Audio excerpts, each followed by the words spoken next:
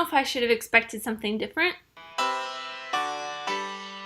Hey, I'm Amy and welcome back. Mission Impossible Fallout is finally here. If you've been following me on Stardust or Twitter, because I've been posting all of my Stardust reactions to Twitter, the entire week from Sunday until today, I have been posting a reaction to every single Mission Impossible movie up to Fallout and then Fallout today, but I have had varying opinions on all of the Mission Impossible movies. Right now, my favorite, of course, is the original one. I absolutely cannot get enough of that. It is such a great movie. I just love the way Brian De Palma directed it, the tension building, and it's just so great. And then after that is probably the fourth one, the one that Brad Bird did, because it felt so true to the original while also maintaining a sense of uniqueness. It is very different from the rest of the series, but also fits in very nicely, whereas every single installment in the Mission Impossible franchise, to me personally, has felt, and I know a lot of my friends who have seen all the Mission Impossible movies will also say that they all feel very different because they are different directors.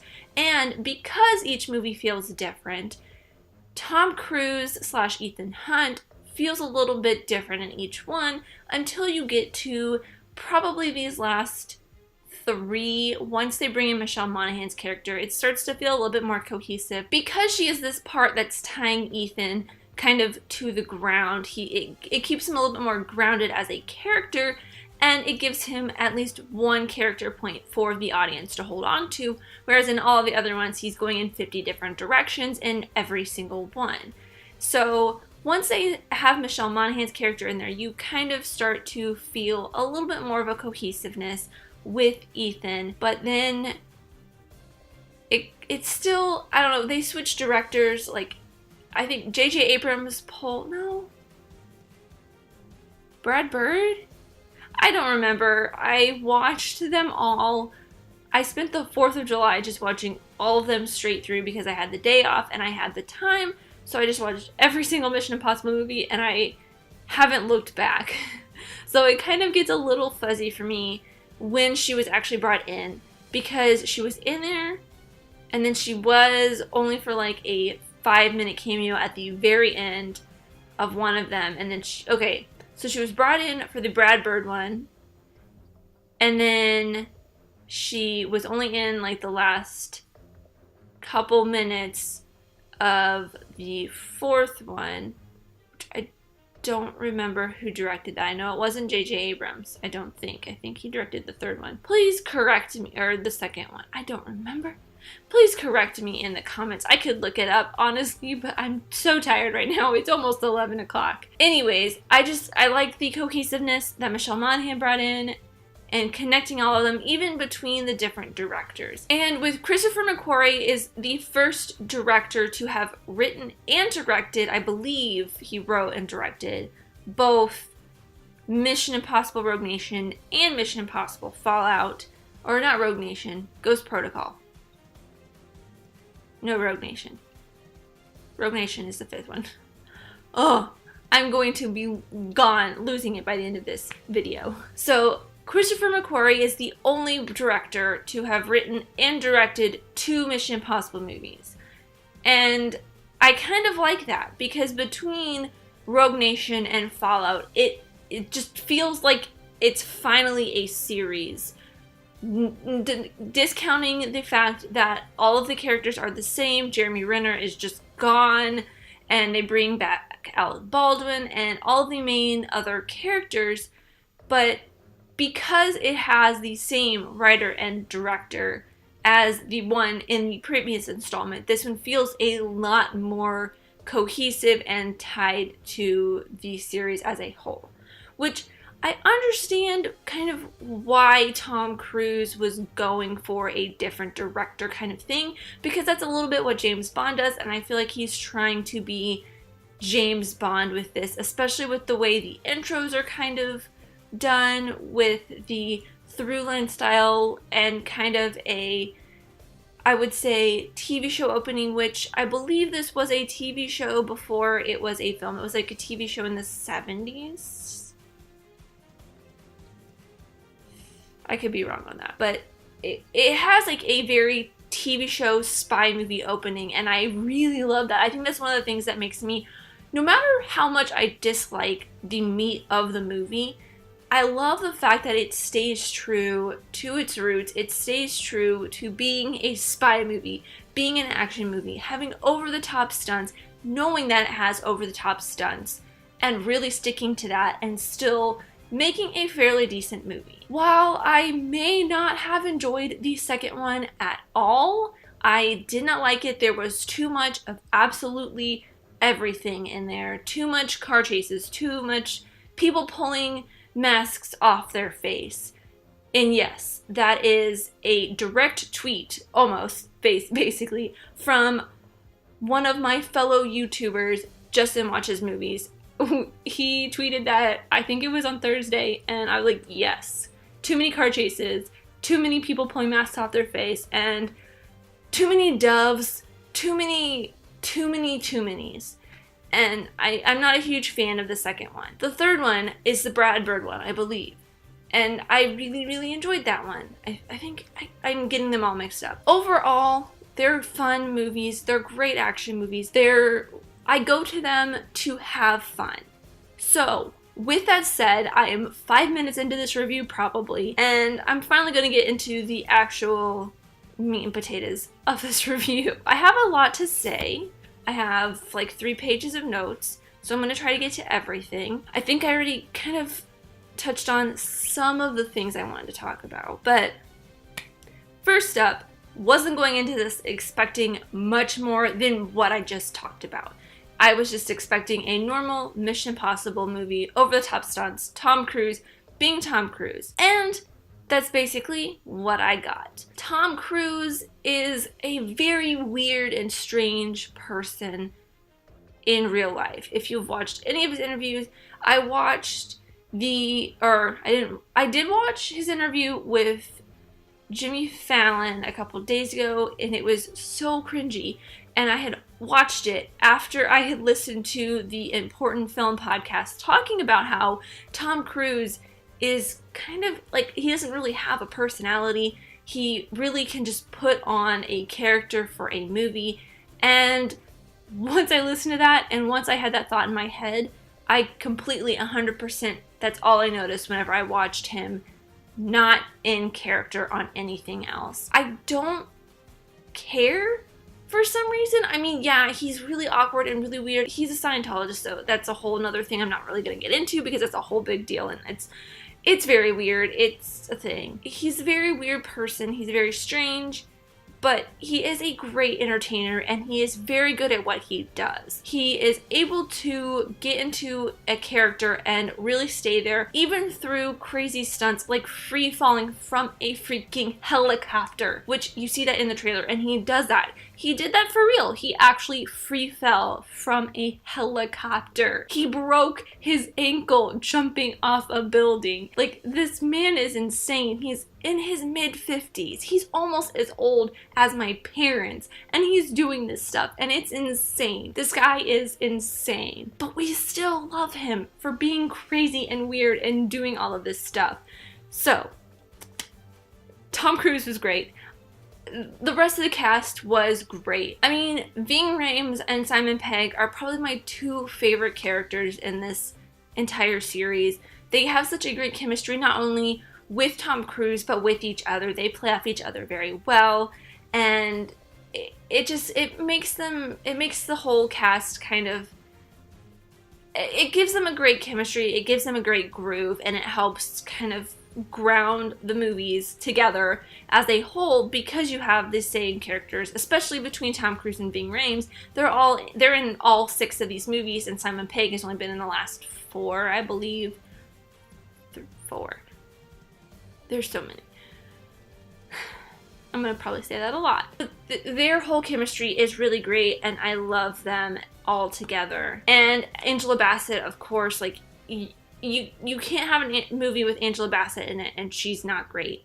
I love actually everything Angela Bassett And Henry Cavill is Henry Cavill, I guess. I mean, it's a different side than what you see him as Superman, so that's a thing, I guess. And I mean, he does that cool punchy thing from the trailer, and it's not as exciting as the trailer because everything's pumped up in a trailer. But yeah, Henry Cavill, if that's what you want to go see Henry Cavill. So a couple things that I wasn't super fond of before I get into some really great things about this movie. One of the things is probably you get like 3 minutes in and then you are hit with like 5 minutes of just constant exposition. So much exposition that I got a little bit lost at one point, and I was just kind of, okay, what were we just talking about? Is that going to be important later? It probably is, and I was lost. The movie is 2.5 hours long, and they could have cut some of that out. They could have dispersed it through a little bit more, but, you know, they wanted to cram it all into that first 5-ish minutes. And along with that, cutting out probably maybe 30 minutes of car chases would have been okay, but they do that in every single one, so I mean, I guess it's just classic Mission Impossible now. And you kind of have to have those epic long car chases that really don't need to be that long. I guess we're gonna be okay with that.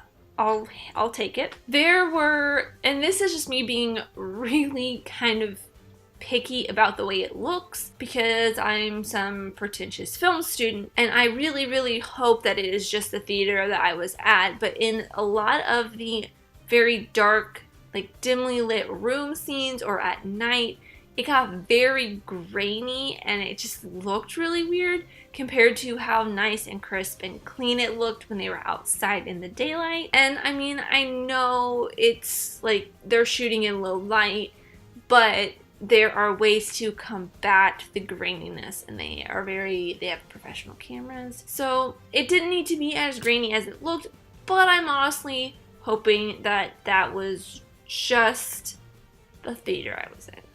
And then a couple things that I really, really enjoyed about this was, well, mainly the use of score, because it has that iconic Mission Impossible score, and they kind of weave it in throughout the rest of the score in very creative ways, and I really enjoyed that. They used the score to really build the tension, and I love when the score builds the tension because the score and the audio is the unsung hero of a film, and when it is done well and when it is done right, you don't notice when it is being done well and being done right unless you kind of know to look for it. But they did it so well in this. They wove the Mission Impossible theme throughout the score very well and used not necessarily the Mission Impossible theme to build tension, but the score in general to build tension in some really great ways in different scenes, and using no sound at all in some parts or no music underneath certain scenes, so you just hear the people breathing or making noises. It's just whatever is within, like, it is just the diegetic noise within the scene. And they also at one point use point of view sound that I thought was really interesting. They only used it at one point, but I really liked the way they used it at that one point, and it really made you feel like you were in that moment, and I loved it.